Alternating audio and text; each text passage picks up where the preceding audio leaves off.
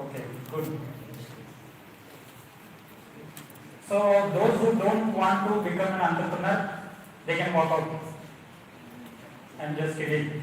Okay. It's useful for everyone. There are few applications when I said that. So we'll jump onto the PPT. Okay, what success means to you? Does success mean same to everyone?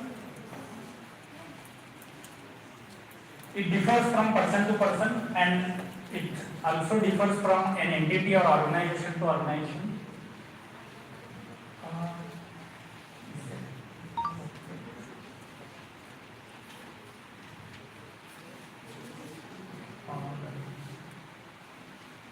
Okay, for somebody means money, for somebody it means wealth, for someone it means value, and someone it means problem solving. So if I have to just talk about an example, we can correlate Adani to money, Ambani to wealth, Mahindras to value, and Tatas to problem solving. For example, you know very famous case of Nano, where J.R.D. Tata says to solve the problem of middle class owning the four-wheeler, right? So that can be an example of problem solving where just because of on one parameter, it differs from person to person what it means to them. Next, please. Okay, entrepreneurship is living a few of years like most people won't, so that you can spend the rest of your life like most people don't. See, what we see a glamour of successful entrepreneurs, there is a painful story behind that. Each of those successful entrepreneurs, right? They slog in years together, they go through a lot of struggle which is behind their back, but when they are successful, you see only the success. But when they are successful, they enjoy the life that nobody can enjoy, right? So that is all about entrepreneurship, and it can be done only those who are willing to take a risk. Next slide. So this is what we say risk-taking ability. So if I ask you, any of your parents, if you go and ask, I want to start something or want to do business, the first thing they will say, why do you want to take a risk, right? And obviously why they say it, because there is a fear. And fear of what? Fear of failure, fear of risk, right? So how do these entrepreneurs overcome this fear? Okay. See, the data says even the CEOs of the companies or the any top management, those who are into decision making capacity, they also don't have 100% data to make a decision. Okay, everyone, including the entrepreneurs, they make the decision based on only whatever available 10% data, right? But there is also called something called gut feeling, which we always in a common parlance use that gut feeling, right? So even in the corporate or when you are as an entrepreneur, it works, right? And what is the worst case scenario if that doesn't work? Whatever decision made, we always think what is the worst case scenario and we make a decision, right? And that is how you come out of the fear. Okay?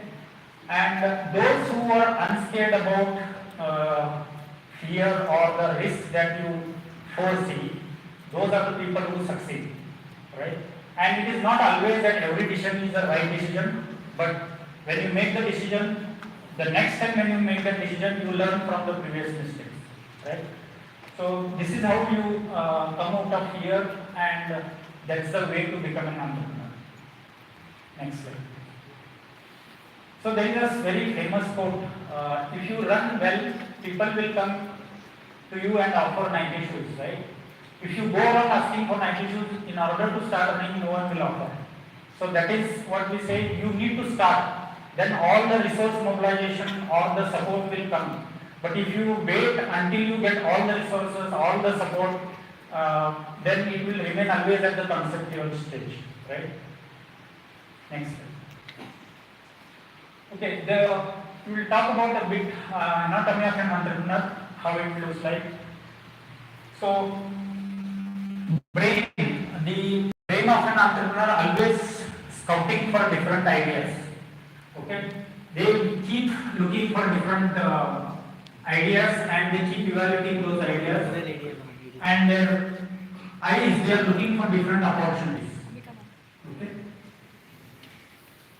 Mouth that represents how they communicate. So this is also very important piece because when you are an entrepreneur and when you start, it starts with a single person. But when you keep adding the people, the same desire, same vision needs to be communicated to your team and the people below you, right? In order to get the same energy that is flowing in the organization. So communicating the vision is very important. And as I said in the previous slide, a lot of decisions in this kind of environment where there is no separate analysis department, there is no separate finance department, there is no separate HR department. Everything has to be decided by the entrepreneur and who makes the decisions with a partial available data and with the gut feeling. So that represents the stomach.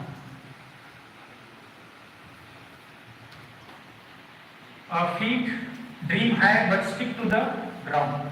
So if you see majority of these successful entrepreneurs like say Narayan Murthy or Ratan Tata or anybody you name, they are always very humble, grounded, right? They stick to the ground. And the reason is only when you are sticking to the ground, you will know the ground reality. Heart full of passion. This is very, very important because as an entrepreneur, as I said, journey is not smooth. There are a lot of tough times that come. There are a lot of failures that you will encounter. So keeping that energy, keeping that passion continued, irrespective of wins or failures, that is very important, and you need to have a heart full of passion. Let's keep going in tough times. So again related to same thing, as and when you encounter any setback, you don't stop, you continue your journey. And there is a common saying in the business community that any business to succeed you need to give 1,000 days. That's a thumb rule.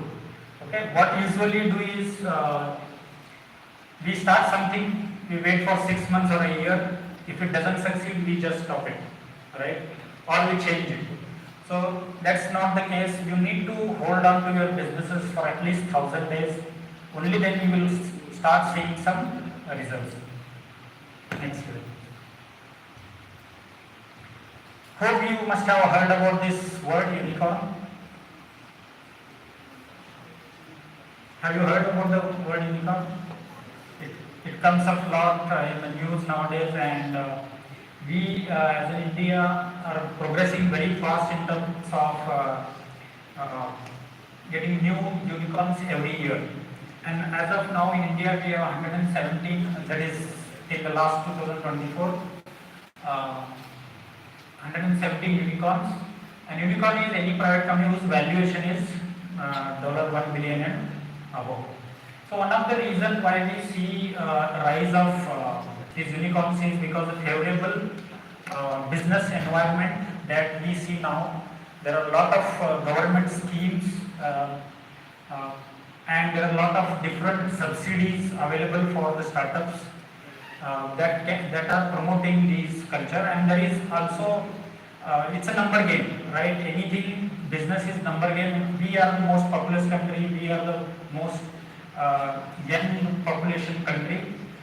So we have on one side business opportunity in terms of domestic market sheer numbers, and then we also have a very young energetic force that can propel this success.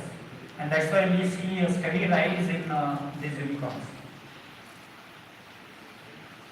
Next slide. So the last year, which companies that joined in this unicorn club are these 6 companies. Ether is very much common. You all must be knowing, which is into electric. Then most of these are other. Even Rapido is into the bike, but most of them are into financial tools. Next slide.